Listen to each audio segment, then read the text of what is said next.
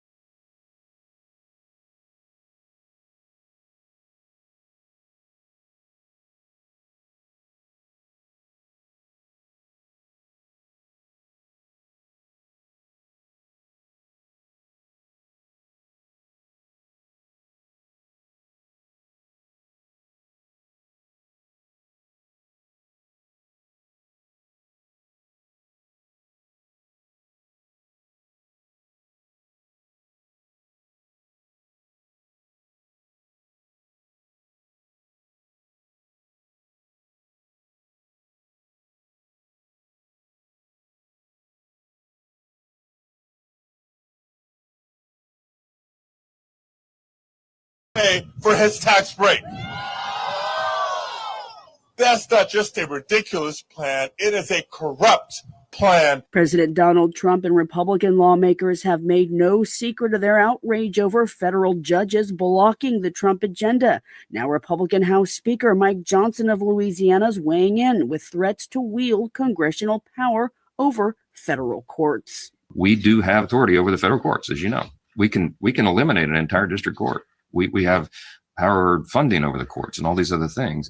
But desperate times call for desperate measures, and Congress is going to act. Johnson voiced support for a measure by California Republican Darrell Issa that would limit the scope of court injunctions. The House Judiciary Committee will hold a hearing next week on the issue. Here in the Bay Area, immigrant rights advocates rallied in San Jose Tuesday against a proposal in the works between the IRS and ICE, Immigration and Customs Enforcement, that would allow the agency to access confidential taxpayer data for immigration enforcement efforts. They say the unprecedented agreement would allow ICE to cross-reference names and addresses of undocumented immigrants with IRS records, violating a long-standing principle that tax information remains protected and confidential. Organizers with Working Partnership USA said in a statement the move represents a dangerous expansion of government surveillance. It said the agreement targets the very people who contribute to the country's economic and social fabric. Immigrants, including those who are undocumented, those who pay taxes through individual taxpayer identification numbers, now face the possibility the very system they contribute to could be used to target them. The Supreme Court has upheld a Biden administration firearm regulation on nearly impossible to trace ghost guns. It requires continued serial numbers, background checks, and age verification to buy the kits to build the guns, which are privately made firearms without serial numbers that allow police to trace weapons used in crime. The High Court handed down its 7-2 opinion today. Ghost guns have been increasingly found at crime scenes nationwide since the rule was finalized in 2022. Ghost gun numbers have flattened out or declined in several major cities, including New York, Los Angeles, Philadelphia, and Baltimore, according to the Justice Department. Manufacturing of miscellaneous ghost gun parts dropped 36%, according to the DOJ.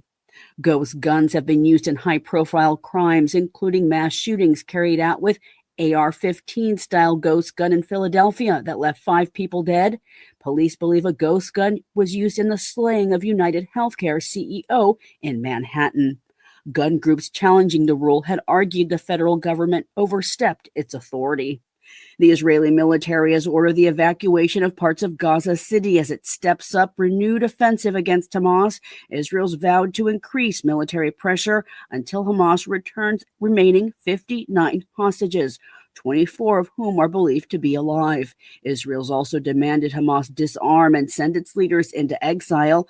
Hamas has said it would not release the remaining hostages without a lasting ceasefire and a full Israeli withdrawal from Gaza. Meanwhile, Palestinians protested against Hamas during anti-war protests in the Gaza Strip, a rare show of public anger against Hamas, which has long repressed dissent. President Donald Trump's nominee to serve as U.S. ambassador to Israel sidestepped questions on annexation of the occupied West Bank and withholding of humanitarian aid to Gaza. Former Arkansas Governor Mike Huckabee is a longtime Christian Zionist. Eileen Alfandary reports. Maryland Democrat Chris Van Hollen asked Huckabee about Israel's withholding of humanitarian aid from Gaza, which has led to hunger and preventable deaths among the territory's 2 million war-besieged residents. Finance Minister Smotrich suggested, and I'm quoting, it might be justified and moral to starve 2 million Palestinians in Gaza as part of a strategy to free the hostages. Simple question. Do you disagree with Finance Minister Smotrich? Senator, as you know, an ambassador doesn't get to argue, but my job is to represent the president and his policies. In 2008, Huckabee said there is no such thing as a Palestinian. He has openly advocated for Israeli annexation of the occupied West Bank. In 2015, he said there were plenty of territories outside of Palestine where a Palestinian state could be established. In 2017, he said there's no such thing as an occupation. Huckabee is a Christian Zionist who has led evangelical Christian tours of Israel. Huckabee declined to repeat some of his extreme views on Israel and Palestine, repeating that he would represent Trump administration policies. I'm Eileen Alfandary. And I'm That was the Pacifica News headlines. I usually switch over to the KPFK website during that, but it's a lot going on in here today, and StreamYard is telling me I can't do all of that. So that's why y'all had to look at me looking all pensive and studious, etc. So right now I'm going to go to an interview with David Shore of California Common Cause talking about Sunshine Week. Here with me now to discuss Sunshine Week is David Shore He's the Money in Politics Program Manager for California Common Cause. Thank you so much, David, for being on Rootwork today. Thank you so much for having me. I'm really happy to be here. So we just missed Sunshine Week. The sun has set. It is now sundown. It is now night. Sunshine Week occurs every year in March. And I believe it was March 22nd through the 25th this year, I believe. Please let our audience know, what is Sunshine Week? Yeah. Well, I'll start by saying I don't know that the sun is completely down. The whole point of Sunshine Week is that the sun is shining all year round. And that's the goal of what we're trying to do. And so, Sunshine Week is an annual celebration of open government and just general transparency measures that are really looking at the government. And so things like a free press, things like access to public information, and just the general work and the collective work to hold our government accountable. Those are all the different things that are kind of encompassed by Sunshine Week. And, at its essence, transparency in government really means shining a light on all sorts of different behavior, unethical behavior, and really having access to see how our leaders are behaving and, are representing us and spending the tax dollars to really be our representatives. And so Sunshine Week is all about making the elected officials the most responsive to their constituents and to the people who are living, all across the state, all across the country. And really making sure that those elected officials are accountable to us rather than, the big money, the big corporations, the moneyed interests, all of that. So sunshine, we do know the sun shines every day. Yeah. But it's all sunshine in terms of opening up the blinds, letting us peek in and see that which is in the dark. So you know what's coming next, right? You know what's going to come next. I know you know what's going to come next. I can't help myself. I just want to, let me just cut to the chase, as Sylvester Rivers says. Have you ever in your career or in your lifetime seen anything like what we are going through right now in the United States? No, definitely not. I think there's all sorts of stuff that's happening that is unprecedented. And yeah, obviously, not in good ways, right? Not in ways that are making us feel like there's more sunshine, or not in ways that are making us feel like there's better representation or better opportunities for communities to be really heard by their elected officials. I think that there's a lot of really, frankly, terrifying things that are happening, terrifying and destructive, actively destructive. And so, yeah, no secrets there. I think this is an unprecedented moment that we're in. Mm-hmm. Now, I just asked you what Sunshine Week was, and we talked about the fact that it's shining a light on government, basically to see what they're doing in the dark. But as far as unprecedented times is going, this particular administration is doing so much out in the open. Yeah. They really don't care about secrecy, not trying to utilize secrecy. They're doing it in our faces. I wanted to ask you, though, as part of Sunshine Week, there are resources that are available to everyday people in an attempt to not only hold government accountable, but just to find out what they're doing. For example, how to file a Freedom of Information Act request, etc. Yeah. Can you talk to our audience about the tools, some of the tools of Sunshine Week that can be used in this day and time, should be used, or, Yeah, I mean, I think maybe I'll start by just saying, like, you're right that there's certain things that are happening out in the open with this administration, because that is just, they're being unabashed, maybe some would say. But I think that there's also a lot of different things that exist in our government and exist because of the work that's been done to really shine a light on it, right? And so, Sunshine Week started because we used to have a government that there were like no rules or protections that made it so that elected officials had any accountability, right? And so it's like things, so you ask for tools. I also want to just like point out that there's things like the fact that legislators aren't really allowed to meet outside of the public view. And so like if they're going to be meeting about something, that it really has to be in front of the public. Things like, I see that you're bringing up the Sunshine Week website. This is amazing. And I think that this is a great place to both learn about the history and also find these tools. But just in closing on that, I do want to just point out that there are a lot of protections that exist. And I don't feel that confident that this government is honoring all of those protections. We just heard there was a really public story about a leak around some really protected, confidential things. And that was being done on an app that, they had deleting text, and it's different things like that. Like there are supposed to be protections because of things that, people have fought for, to make sure that like government records are protected, and that, when we're doing those Freedom of Information Acts, that they can be pulled. And so I think that there are these different things, and I'm really happy that you're going through this website, because I think ultimately, there are a lot of different tools that we have. And so you mentioned Freedom of Information Act, there's a bunch of other, sorry, somebody's joining. Darkening skies over college campuses is so much.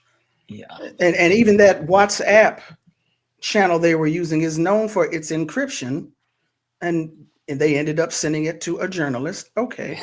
Yeah, exactly. Yeah, and Sunshine Week was, if my understanding is correctly, Sunshine Week was started by journalists or by media publications. Yeah, I mean, I think there's also, in the 70s, there was the first Sunshine Act that happened in Colorado. And that was really, that was the first Sunshine Law in the country, which was, I think, truly innovative and revolutionary in that it required those legislators to really be acting with the full view of the public. And so when they were coordinating on different things, when they were talking, it meant that everybody had to have access to those conversations. And it started in Colorado. Colorado was the first state to do it. Colorado Common Cause was definitely a part of that, and was a group that really felt like it was a transformative piece of legislation, which is why that has led to, Common Cause being involved in all sorts of different Sunshine Acts all around the country, really trying to make it so that that is the case, in legislatures and in the federal government, all over. Now, as part of Common Cause's work, as part of your work in particular, you are the Money in Politics Program Manager. Yeah. And I'd like for you to tell our audience a little bit about what that program is. And of course, I have an obvious question for you once you finish. Okay. Your obvious questions, I'm like, you still leave me on edge. I think, so, the work is basically to empower communities and empower, everyday people to have the same level of influence, or at least have enough influence so that their representatives can really be representing them, and not just those big moneyed interests. And so, currently we have a Supreme Court case called Citizens United, which essentially means that, any type of interest can put unlimited amounts of money into elections. And so, our elections, as is no surprise, have been flooded by that money. So a lot of the work that I'm doing is trying to basically, empower communities to be fighting the level of corruption that comes from having that level of money. And we do that a lot through something called public financing efforts. And so what we're trying to do is basically infuse public money into elections, with the idea that that can make it so that more people are able to run, so that more people are able to actually be contributing financially to candidates, and that money can go far enough so that, people can win elected office, even if they're not necessarily rich themselves, or, have connections to really wealthy people, or, really wealthy industries, basically making it so that everybody can run, and run effectively, and that everybody has a much bigger voice in the decisions that are being made for their communities. I just wonder, what do most people think when they hear the term money in politics? I know it's not all going to bribe elected officials. I know, especially when it comes to elections, you're talking about paying field staff to go out and canvass for you. You're talking about buying advertising so that the more people that can see you will be familiar with your name and your platform. But this Citizens United, where corporations are essentially labeled as people and can spend they can do what they want because they're seen as people and not as corporations. Unlimited amounts. Yeah, that's crazy. That's ridiculous. Which brings me to my obvious question.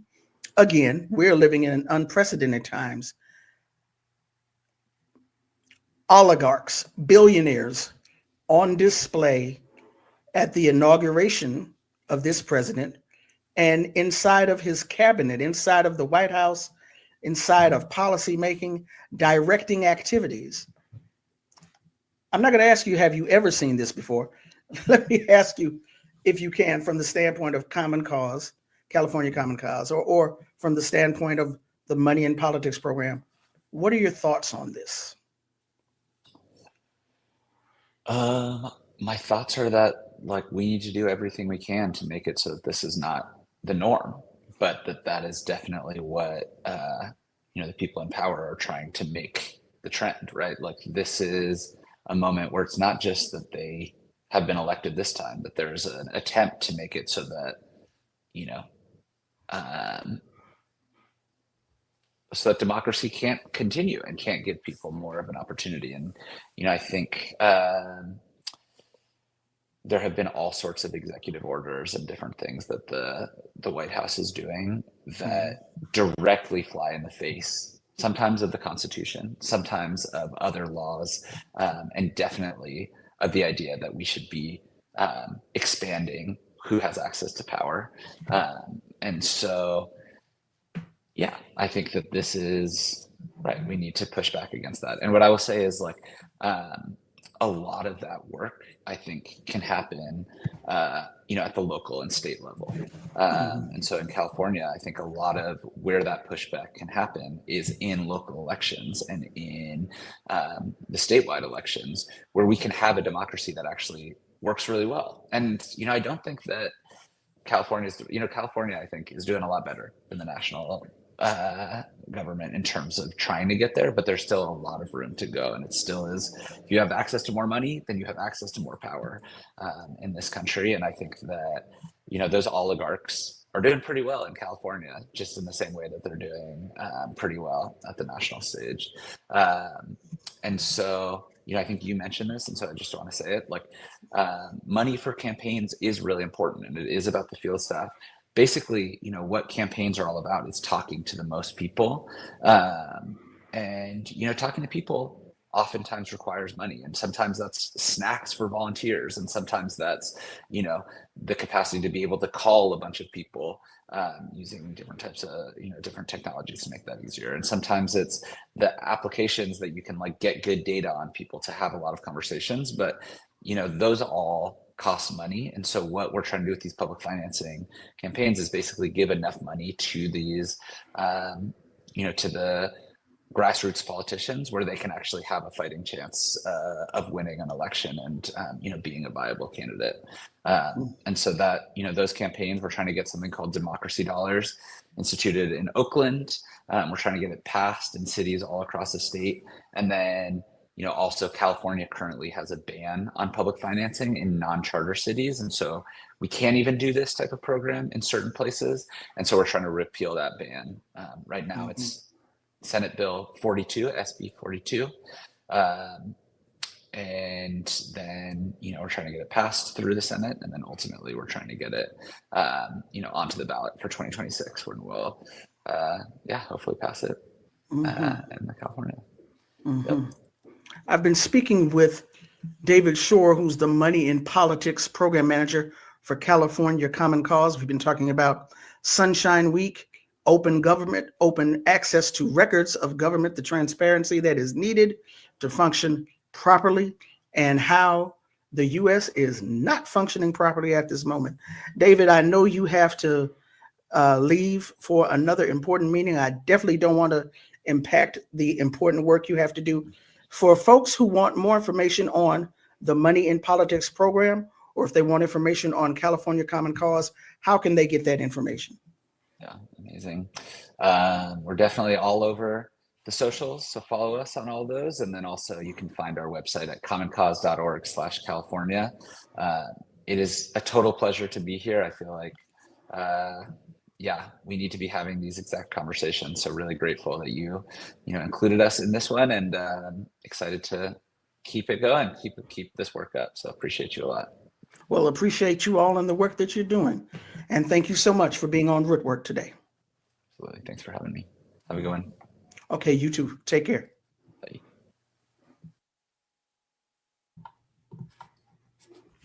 So that was David Shore of California Common Cause, and we were talking about Sunshine Week and money, money in politics. So I want to talk now about, and let's see, I got 28 after. Let's see how we can do this. Hey, Sugar Shan, how y'all doing? How y'all doing out there? My emancipatory journalism journey. This is not my full journey in journalism. I've talked about that elsewhere. I do need to do something, maybe write that down or record that. But I want to talk about this particular issue, this particular case. March 30th is the 16th Angelversary of the murder of John Horton in the LA County Jail, which comes during a time of heightened efforts to close this facility. Last week, I had Janet Asante on talking about the work that the organizations she's involved in, Justice LA Now and Dignity and Power Now, are involved, that work they're involved in to close the Los Angeles County Men's Central Jail. So I want to, first of all, I put it in the show description, and let me state it now.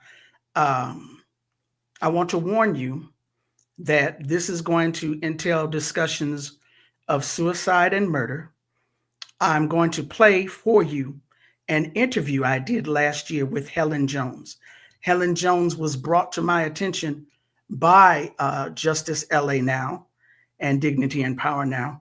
And that original interview aired right here on KPFK Radio last year.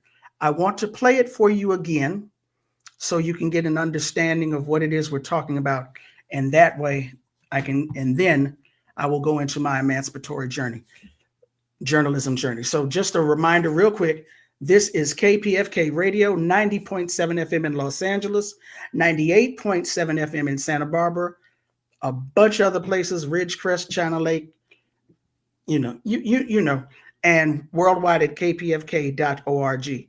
And greetings to you if you're joining us on Black Liberation Media and Rootwork.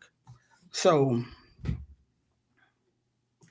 as I was saying, I am going to play this interview with Helen Jones, who is the mother of John Horton. It's going to be graphic. And once that's over with, we'll come back and continue this journey.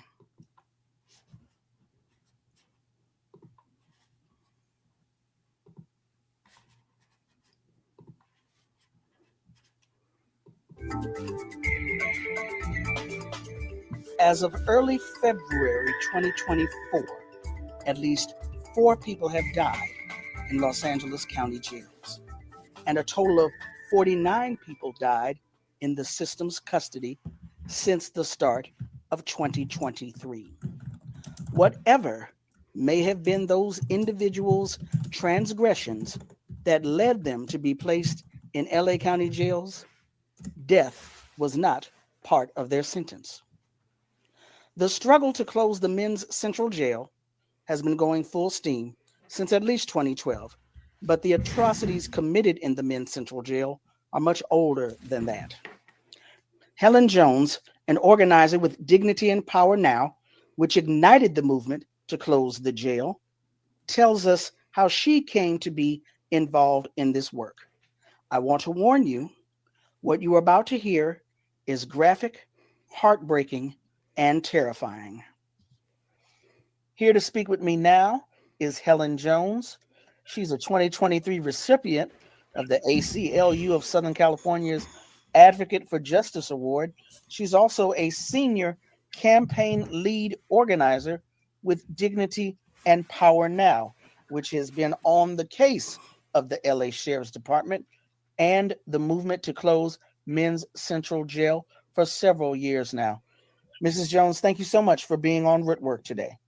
Thank you for having me. So, Sheriff Baca, who the Men's Central Jail and the Sheriff's Department, the majority of their reign of terror was under his leadership. We've had a couple of changes at the top since he's been gone, but yet the Men's Central Jail remains. People are still dying within the Men's Central Jail. And Dignity and Power Now, as I said, is one of the lead organizations that has made it its mission to close the Men's Central Jail, to end pretrial detention, etc., and so on. How did you come to be a part of this work to close Men's Central Jail? I became a part of this movement due to the death of my son, John Horton. He was killed March 30th, 2009 by 10 3,000 boy deputy sheriff gang members. They took his life, they beat him to death, and made his death to look like a suicide. They beat him to death and bust all his organs, his liver, his kidney, pancreas, broke his nose, hit him in the head with a flashlight, also hit him in the temple, severely injured his pelvis, bust his intestines and his spleen. And after doing that to him, they said that he hung himself. So that's what brought me to this fight, is to, to close Men's Central Jail down, was also to prove what happened to my son, that he did not take his own life, that he was beat to death and murdered, and also to make sure that nobody else in that jail ever, get treated like that again, abused, neglected, or killed. And we're still in this fight to the day, and that's been since 2009. Now, you said it was a result of the 3,000 boys. Tell our listeners, what are the 3,000 boys? The 3,000 Boys Deputy Sheriff Gang is a gang that's been around, I believe, since the 60s, maybe further than that. It's a gang that runs the 3,000 floor in the Men's Central Jail. They are still there today. They are the gang that actually recruit, because that's where they recruit from, really, is in the Men's Central Jail. And the 3,000 floor is the recruiting floor. That's where it all starts at the 3,000 floor. And these deputies, these gang members, deputy sheriff gang members, are notorious. They kill, they steal, they sell drugs, they bring drugs inside the jails, they kill the inmates, and they do this for initiation. So you have to kill somebody or beat somebody to be in this jail, or misuse somebody. And most of the people that they misuse are mentally ill and, just a victim, period. That's who they prey on, the weak that's in the jail, because anybody can kill somebody and corner you in a cell in the jail. So that's what they do, and that's who they are. Okay, now you gave us a rather graphic description of what happened to your son. You said it was about 10 of those deputy gang members, the 3,000 boys, who beat your son to death. How on earth did they think they could get away with, or how, as we used to say, how did they fix their mouths to tell you that your son died by suicide? Well, I truly believe that because they have killed so many folks and so many people over the 60, what the jail been there, I believe, since 62 or 63. So I truly believe they have killed and beat so many inmates, folks that came through this jail, and nobody has been held accountable over these years that all these folks they have killed. So I'm pretty sure it got swept up under the rug so many times that they just got sloppy with it and like, hey, she's not going to dig into it because couldn't nobody else dig into it. I truly believe that the cover up is so strong in the jail that they know that they're going to get away with it. So I really think it really don't even matter to them what I thought, because to this day, nobody has been held accountable. Nobody has been charged with a crime. And John's death has been changed from suicide to undetermined. And they did that because they don't want to put down murder. So they took suicide off because they know that that was not going to hold up. Well, wait a minute. Hold on. This is okay. Let me rephrase the question. If all of these injuries that you so graphically spoke on were present, how does the coroner come up with suicide? Because the coroner put down what the sheriff department told them to put down. That's why they put down suicide, because they was told to put down suicide. Now, and how I know that is because the deposition of the coroner, the pathologist that did John's autopsy, he said that he was told by deputies that John killed himself, and that's what he put down. Even though he know what he's seen in John's autopsy, he still put down what they told him to put down, and that's part of their practice, aiding and abetting each other.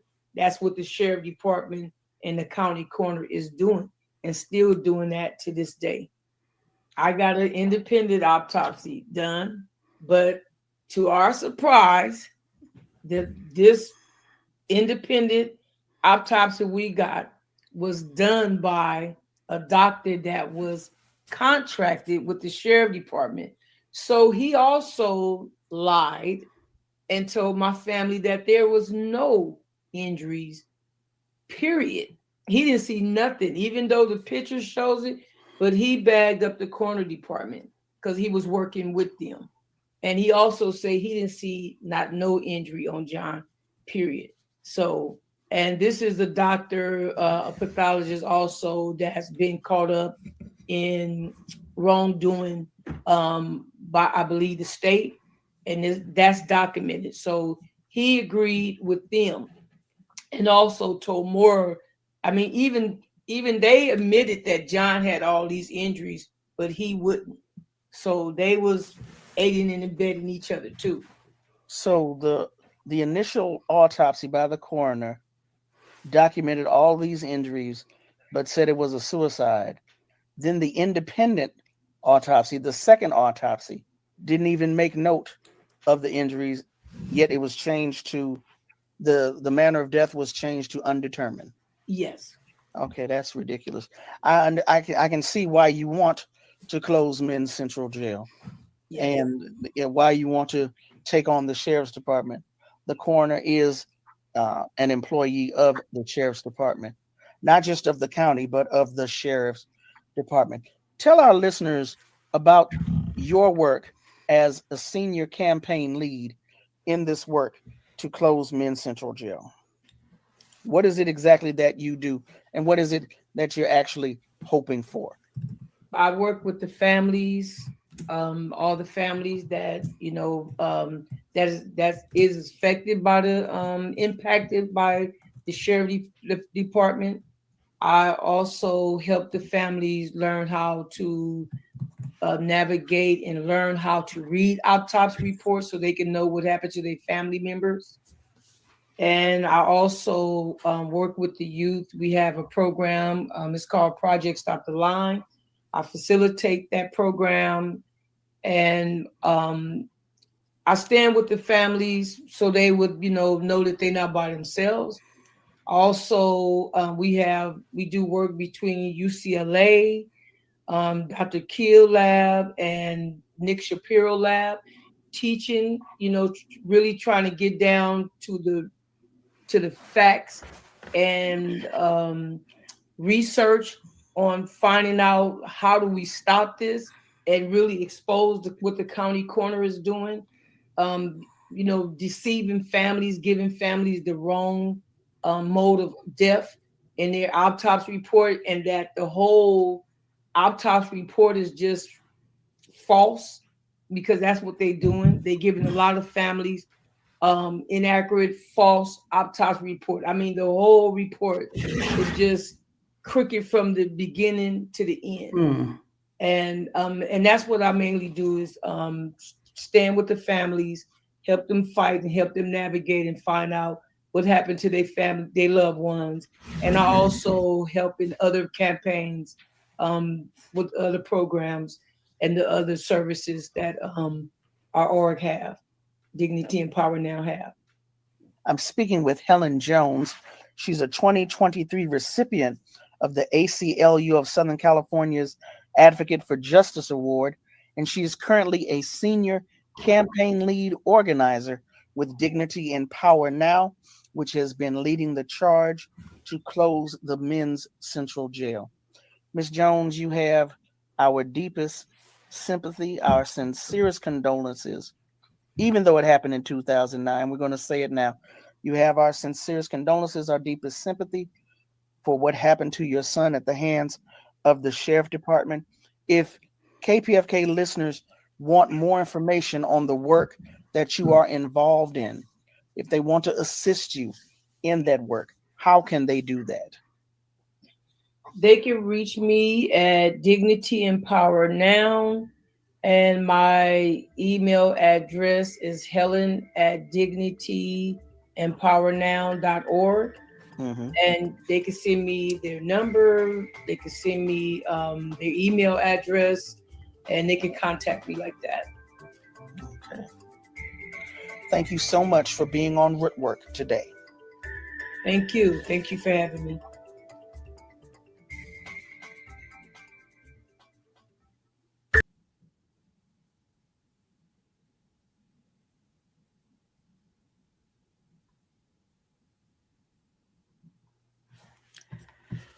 Whew. Okay. So that was Helen Jones, the mother of John Horton, telling her story last year when she was first brought to my attention by Justice LA Now and Dignity and Power Now. So in the time that we have left, it might get tech spicy up in here. I'm going to try and do some things. So what do I mean by my emancipatory journalism journey? If you've been a follower, particularly of Black liberation media for any amount of time, you've heard that term before, emancipatory journalism. It was coined by a man, a professor in, I believe, if not the University of Wisconsin, I think the University of Wisconsin at Milwaukee, Hemant Shaw. And emancipatory journalism talks about the need for journalism to be in service to communities and to movements, and that it asks questions that traditional mainstream US or Western also journalism usually frowns upon. So in 2009, I was the assistant editor of the LA Watts Times newspaper. Last year, when Helen Jones and her son John Horton were brought to my attention, I said, I know that name from somewhere. So I went back through my Gmail, because I am a pack rat. I'm a journalist. I keep receipts. And I found the information from that case. Helen Jones had contacted Black media and other media in Los Angeles to try and get the word out that her son did not commit suicide. At the time, she did not have the proof. At the time, she did not have that other autopsy. But she knew her son did not commit suicide. As I said, I was the assistant editor of the LA Watts Times newspaper at that time. I went to my editor and I told him that we need to cover this case. He assigned a journalist to it, a reporter to it. The reporter came back in the beginning and said, no, there's nothing to this. And my editor was like, well, of course, no mother is going to believe that their child committed suicide, right? But I won't say adamant, but I felt like, no, we need to cover this. We need to cover this. And even though I was a full-grown adult, I didn't quite have the exact language at the time that I needed to impress upon my editor why we needed to cover this case. The reason why I bring up Heman Shaw is because I was so intrigued by his concept of emancipatory journalism. I tracked down his phone number and called him and had a conversation with him. And I mentioned this particular case to him, this case in particular. And he said to me, I'll never forget it, why is it that journalism does not have room for this story? Helen Jones did not have proof that her son was murdered, but she believed he was murdered. All of the quote unquote authorities said, no, it was suicide. Heman Shaw asked the question to me, why is it that journalism does not have room for her story? Well, as I said earlier, this was like a full circle moment for me. The reason why I eventually, the LA Watts Times eventually, as I said, they assigned a reporter. He actually wrote a story about John Horton's case. But because two other papers in Black Los Angeles covered the issue, the editor said, well, the Sentinel did it. I forget the name of the other paper. They did it, so we're not going to run the story. And I was like, Of course, I felt we could have still run the story. But here's the main thing. The main thing is that the reason why I felt so strongly that this story should be covered is because I had lived in Jackson, Mississippi for 6 months, working with Chokwe Lumumba, the elder, the former mayor of Jackson, Mississippi, one of the founders of the New African Peoples Organization, chairman of the New African Peoples Organization. I was a member of that organization. I was living and working in Mississippi. And at that time, there was a case of Andre Jones, a 19-year-old student who was said to have hung himself in a county jail in Mississippi by his shoelace, not shoelaces, shoelace. Andre Jones was one of several young Black men who had hung themselves in a Mississippi jail. This is from a brief biography of New African attorney Chokwe Lumumba. In February of 1996, Lumumba announced that he would pursue lawsuits on behalf of Charles and Esther Quinn. A few days after the Quinn son Andre Jones had been arrested in August of 1992, he was found hanged in a shower stall in the Simpson County Jail. The case attracted national attention for 3 reasons. First, because he, Andre Jones, was one of the last of 48 jailhouse hangings of young African-American men in Mississippi since 1987. And that's 1987 to 1993, 48. Second, because an independent autopsy ruled the death a homicide after the state's pathologist had called it a suicide. And finally, because the hanging happened under the supervision of Simpson County Sheriff Lloyd Jones. Lloyd Jones's nickname was Goon, Goon. Jones had become infamous after being accused in the deaths of 2 foreign journalists covering the landmark racial integration admission of James Meredith to the University of Mississippi in 1962. Jones was later implicated in the murders of 2 Jackson State University students in 1972 Lumumba won substantial damages for the Quinn family. The same sheriff that was there in 1962 was there in 1993. Sorry. This is from Estranged Fruit, making, I don't know how much time I got left, but I'm trying to hurry through it. Estranged Fruit, Making and Unmaking in Mississippi Jails by Barry Gildea. Journal, I'm not even sure the name of the journal. Volume number 1, autumn 1996.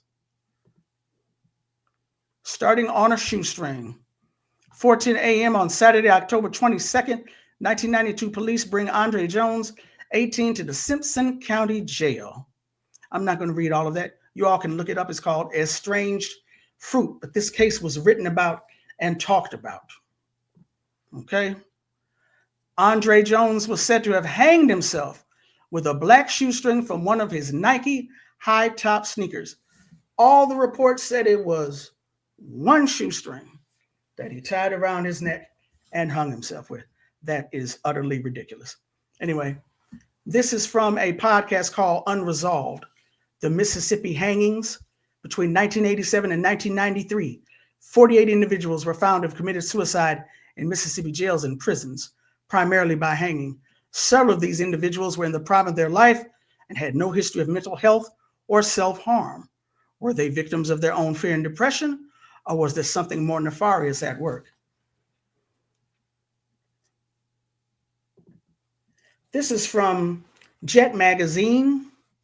I do not have the date, unfortunately. Jackson, Mississippi, NAACP seeks probe into death of black 18 found hanged in jail. Now here over in the corner, this man right here is Charles Quinn, stepfather of Andre Jones. This woman right here is Esther Quinn, mother of Andre Jones. Esther Quinn was president of the Jackson, Mississippi chapter of the NAACP. Charles Quinn was Minister Charles X. Quinn, the principal minister of the Nation of Islam in Jackson, Mississippi. Why is that important? It's important because it's quite possible that that family had been targeted because of their activities. This is from the New York Times, Sunday, February 21st, 1993. Death in a jailhouse. The ruling, a suicide. The fear, a lynching. We have Andre Jones, Charles and Esther Quinn, and this is Lloyd Simpson, the former sheriff. I say former because I do believe somebody took him out. That's what, according to Google, somebody took that man out. So I'm not going to say silver lining after all. You didn't hear that from me. But anyway, this is John Horton as he looked in life. I should also say that I spoke with Helen Jones. I let her know that I was going to be doing this show today. And at the time, Helen had sent me photographs of her son, autopsy photographs. I told her I was going to be doing this show, and I asked her permission to share the photos. She gave me her permission. I don't want to re-traumatize people, but I wanted her to know what it was I was doing. And as I said to you all, this is dealing with murder and suicide, and it's graphic. It's not only the graphic things we heard from Helen Jones, but it's also graphic visually. So if you can't do that type of thing, you need to turn away right now. Right now. I don't do trauma porn. I don't share videos or photos. Usually I do not do that, of Black people's deaths, of Black people's murders. But I wanted to do that today. That's an interesting way to put it. Because again, as I said, this is like a full circle moment for me in my journalism career.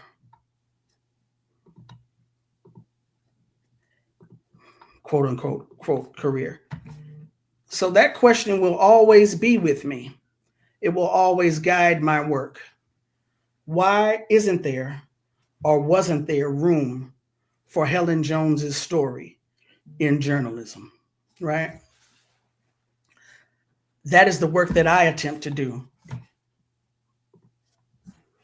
When I do Rootwork Local, the priority is to amplify local voices, perspective, concerns, and movements. Pretty much similar when I do Rootwork. When I do Rootwork on Black Liberation Media, I want to give exposure to points of view that may not be popular or may not be known. Give exposure to individuals, to movements, concerns, etc. The same thing. So this issue of Black folks committing suicide in jails, it ain't new. It wasn't new with Sandra Bland. It wasn't new with John Horton. It wasn't new with Andre Jones. It is something that continues to happen. And it will continue to happen until we organize ourselves to stop it. However way we decide to organize. I'm not going to get into specifics here. But yeah, so this is like a full circle moment for me. Again, on March 30th, that will be the 16th Angelversary of John Horton, John Horton's murder. The work continues to close the Men's Central Jail. And I want you all to be aware of Justice LA Now. Justice LA Now, the work that Dignity and Power Now are doing. Remember the name Andre Jones. Remember the name John Horton. My name is Tandasizwe Shimaringa. I have just about run out of time. You know I don't like to get up here and do a whole lot of running of the mouth. So I want to thank you all for listening on KPFK. I appreciate David Shore coming through. I appreciate Will on the board. I appreciate you all for listening. And if you have joined me from YouTube, I greatly appreciate y'all. Y'all know how much I appreciate you. So about to get up out of here. Black Liberation Media. Ear Doctor is going to be coming on with his mix in a moment. You all have a good rest of your day. Stay safe. Peace.